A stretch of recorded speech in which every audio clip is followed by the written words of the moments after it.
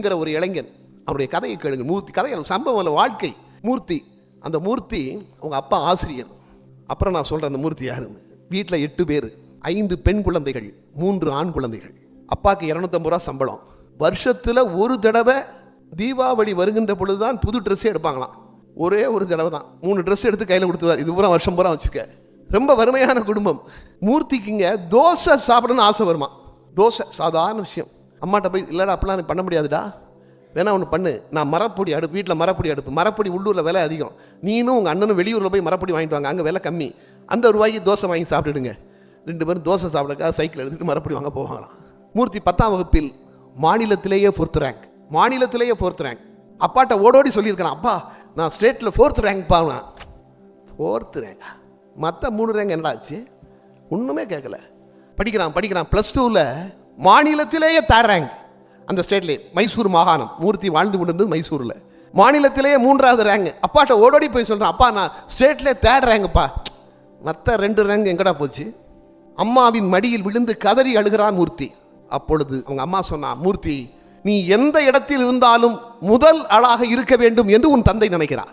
நீ ஃபர்ஸ்ட் மேனாக எந்த இடத்துல இருந்தாலும் சரி, நம்பர் 1 இருக்கணும் உங்கள் அப்பா ஆசைப்படுறாருடா, வேற ஒன்றும் இல்லை. நீ வாழ்க்கையில் அதை மட்டும் வச்சுக்க, நம்பர் 1 இருக்கணும்னு நினை எப்பவும் என்று சொல்கிறார். ஐஐடியில் சேர்ந்து படிக்க வேண்டும் என்று மூர்த்திக்கு ஆசை. 1200 பேர் செலக்ட் பண்ணப்படுவார்கள், தேர்வு செய்யப்படுவார்கள். அந்த காலகட்டம் 1960களில் 1200 பேர். என் அன்பு குழந்தைகளே, என்ட்ரன்ஸ் எக்ஸாமுக்கு அந்த மைசூர் பக்கத்தில் இருக்கிற மலைப்பகுதிகளில் நண்பர்களோடு சேர்ந்து கம்பைன் ஸ்டடி மூர்த்தி படிக்கிறான். இந்தியாவிலேயே 17வது ரேங்க் மூர்த்தி கிடைக்கு. இந்தியாவிலேயே 17வது ரேங்க் கிடைக்கு. ஐஐடியில் எந்த ஐஐடியில் கேட்டாலும் எனக்கு கொடுப்பாங்க. அது கான்பூர் ஐஐடியாக இருந்தாலும், பெங்களூர் ஐஐடியாக இருந்தாலும், எந்த ஐஐடியில் கேட்டாலும் எனக்கு கிடைக்கும். அப்பாட்ட போய் சொல்கிறேன், அப்பா நான் 17th ரேங்குப்பா, எனக்கு எந்த ஐஐடியில் கேட்டாலும் இடம் கிடைக்கும்ப்பா. அப்பா சொன்னார், உன்னை ஐஐடியில் படிக்க வைக்க போகிறேன்னு யாரடா சொன்னா? மூர்த்தி அப்படி ஸ்தம்பித்து விட்டான். மூர்த்தி, நீ மட்டும் எனக்கு குழந்தை இல்லை, எனக்கு 8 குழந்தைகள்.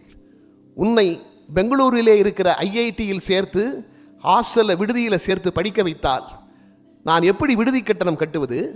என் சம்பளத்தை உனக்கு விடுதி கட்டணமாக நிறைய செலவழித்தால் மற்ற சகோதரர்களை நான் எப்படி படிக்க வைப்பது? அதனால் உன்னை என்னால் ஐஐடியில் படிக்க வைக்க முடியாது. என் அன்பு செல்வங்களே, அந்த பக்கத்தை படிக்கின்ற பொழுது எனக்கே கண்ணீர் வரும். தன்னுடைய நண்பர்கள், தன்னை விடவும் மார்க்கு மதிப்பெண்கள் குறைந்த நண்பர்களை மூர்த்தி ரயில்வே ஸ்டேஷனில் வழி அனுப்பி வைக்கிறான். அவங்கெல்லாம் ஐஐடிக்கு போகிறாங்க, பெங்களூருக்கு கிளம்பி போகிறாங்க.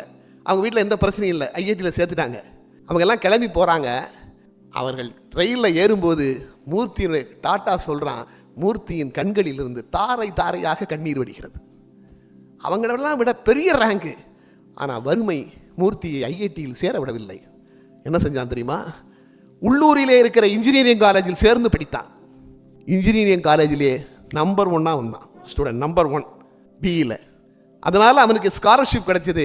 அவன் நினைத்தபடி ஐஐடியில் போய் எம்டெக் படித்தான் அந்த ஸ்காலர்ஷிப்பை வச்சு. இன்னைக்கு என்ன நிலைமை தெரியுமா? எந்த மூர்த்தியை ஐஐடியில் படிப்பதற்கு வறுமை தடுத்ததோ, இன்னைக்கு மூர்த்தி நடத்துகிற கம்பெனியில் தங்களுக்கு வேலை கிடைக்குமா என்று ஐஐடியில் படிக்கிறவர்களாம் நினைக்கிறார்கள்.